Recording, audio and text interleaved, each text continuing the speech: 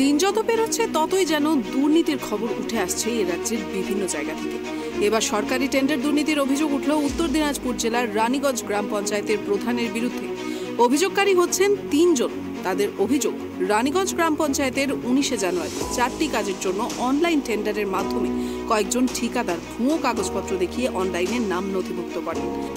তারা কেউই সরকারি নিয়মবিধি মেনে ফর্ম জমা করেননি। ভুয়ো কাগজপত্র তৈরি করে সরকারি কাজ নেওয়ার জন্য অনলাইনে আবেদন করছেন, যাতে তারা এই ভুয়ো কাগজপত্রের মাধ্যমে কোনো টেন্ডার কাজ না পায়, তাই অভিযোগ করেছেন। আমার অভিযোগ এই যে ভুয়ো ক্রেডেনশিয়াল এগুলো কাজ হচ্ছে, কাজও তো ভুয়ো হবে, খালি ওদেরই ওয়ার্ডে হচ্ছে। আর মানে বেছে বেছে ওরা আমাদের যে প্রাক্তন উপপ্রধান আছে ওদেরই ওয়ার্ডে এগুলো কাজ হচ্ছে, আর ভুয়ো ক্রেডেনশিয়াল দিয়ে সব কাজ করাচ্ছে। তো ভুয়ো কাজ হবে এগুলো। তো আপনার ওয়াইফও তো মেম্বার, হ্যাঁ, সদস্য, জানে না, কিছু বলে না, ওরা নিজে নিজে করে নেয়। আপনাদের যে পঞ্চায়েতের বোর্ড এখানে আলোচনা হয়নি? আলোচনা হচ্ছে না তো, নিজে নিজে আলোচনা করে নেয় ওরা। অভিযোগকারী এক ঠিকাদার দীপক কুমার সিংহ অভিযোগ করেন, রানীগঞ্জ গ্রাম পঞ্চায়েতের প্রাক্তন উপপ্রধান আজিজুর রহমান টাকার বিনিময়ে ভুয়ো কাগজপত্র তৈরি করে নিজের বোন, জামাই সহ ভাইকে অনলাইন টেন্ডার করার সহযোগিতা করছে।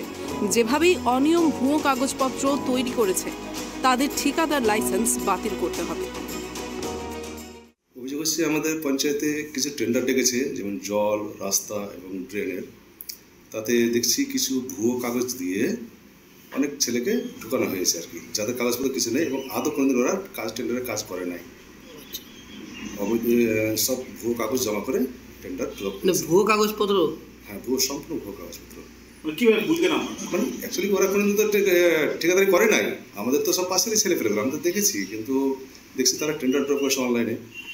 না আছে তাদের আপনার অডিট রিপোর্ট, না আছে জিএসটি, না আছে ক্রেডেনশিয়াল, সিগনেচার অফ ক্রেডেনশিয়াল, না আছে ইনকাম ট্যাক্স, কিছুই নেই, অথচ তারা টেন্ডার ড্রপ করেছে। কোথায় অভিযোগ করেছেন আপনি? আমি অভিযোগটা করেছি পঞ্চায়েতে, বিডিও সাহেবের কাছে, এসডিও সাহেব এবং ডিএম সাহেবের কাছে।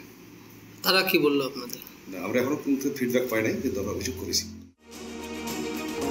এসব অভিযোগ পেয়ে চুপ ছিলেন না রানীগঞ্জ গ্রাম পঞ্চায়েতের প্রধান শেখ শাহনওয়াজ। যদি কেউ ভুয়ো নথি দিয়ে ফর্ম জমা করে থাকেন, তবে যথাযথ ব্যবস্থা নেওয়ার হুঁশিয়ারিও দিয়েছেন।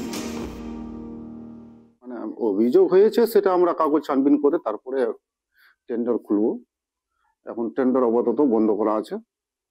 আমাদের এনএসকে বলানো হয়েছে কাগজ পুরো দেখবে, দেখে যদি ভুয়া পাওয়া যায় তো সেটা টেন্ডার ক্যান্সেল করা হবে। এখনো পর্যন্ত আমরা তো এখনো টেন্ডার খুলিনি। এখন টেন্ডার না খোলা অবধি তো আমি আর কিছু বলতে পারছি না। টেন্ডার এখন ড্রপিং তো যে কোনো অনলাইনে এই টেন্ডার হচ্ছে, যে কোনো লোক করতে পারে। এখন ও কতদূর কাগজ ওর ঠিক আছে না আছে আমরা দেখবো, ওটা সে তো আমাদের টেকনিক্যাল পার্সন, আমাদের এনএস আছে, আমাদের এক্সিকিউটিভ আছে, ওরা দেখবে কাগজটা। যেহেতু দেখা যায় যে না আমার কাগজ ফলস আছে, সেটা বাতিল করানো হবে। তবে এমন অভিযোগ ওঠায় যে রাজনীতি থেকে শুরু করে রানীগঞ্জ পঞ্চায়েত অফিসের চর্চা শুরু হয়েছে, তাতে এই ভুয়ো নথির সমস্যা কতদিনে মিটবে সেটাই এখন দেখার বিষয়। উত্তর দিনাজপুর থেকে বিক্রম পালের রিপোর্ট, ট্রাইব টিভি।